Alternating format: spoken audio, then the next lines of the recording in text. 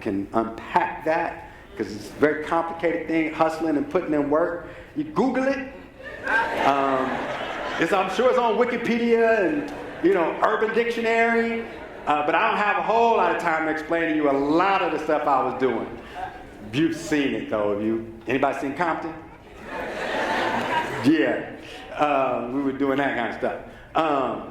So I'm realizing I haven't been owning my truth.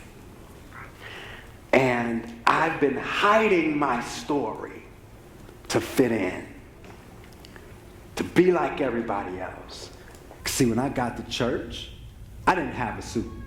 I served in the Army, and when I got to college, I was 24, and I was 22 when I got to Howard, and I was 24 when I got in church. And people are like, how you be 24 years old and don't have a suit? Like, what was that about? Well, it's quite simple. I'm from the projects. And in the projects, you don't need a suit unless you're going to court. And since I never got caught, I didn't need a suit. If you saw me in a suit, something went wrong.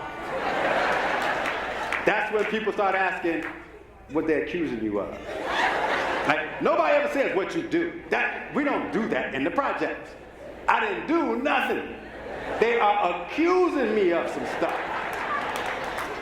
So I didn't have a suit. I get to church, and I'm like, okay, I gotta fit in, gotta blend in with these folks, because this church, they wear suits, they enunciate, they all have educations. I can figure this out, I know how to code switch, even with my own people. So I get my first suit. My first suit was kind of big, looked like an NBA draft pick. Didn't fit. It was very colorful, had about 8-9 buttons on it. Even had some now later gators to go with it. And I looked at it, I was like, wait a minute, my outfit don't look like everybody else's outfit. Maybe I need to get a do-over on the suit. So I started learning the game. I'm buying tailor-made suits and Ferragamo shoes. I'm spending money like I'm looking like everybody else, but I'm still not telling the truth. And then Mama's gone. I'm like, man, I'm hurting. And I knew that not only was I hiding my truth in the workplace, but I was hiding my truth at church. Because I tried to tell the truth at church. And like Jephthah, they threw me away. See, there was this time when I got to church. You know how some churches do. You get to Wednesday night Bible study or, prayer service, and they're like, anybody have a testimony? And I was like, I have one.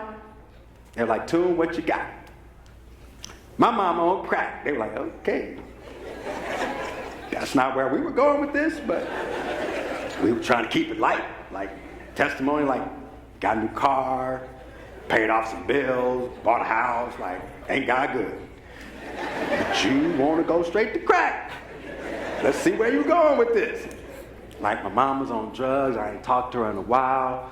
And, I got out of that life. I went to the military, and I graduated college. Ain't God good? He's amazing. Look at what God did in my life. And they were like, okay. They couldn't celebrate what God had done because all they heard was, you're not like us. You come from that. You may look like us, you may sound like us, but you're different.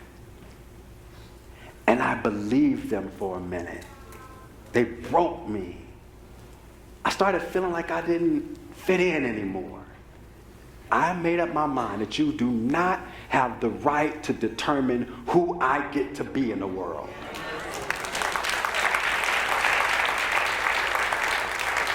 That's only between me and God on who I get to choose who I can be in the world. But your opinion doesn't get to define who I can become. So yes, that's what I've been through, but I'm still here.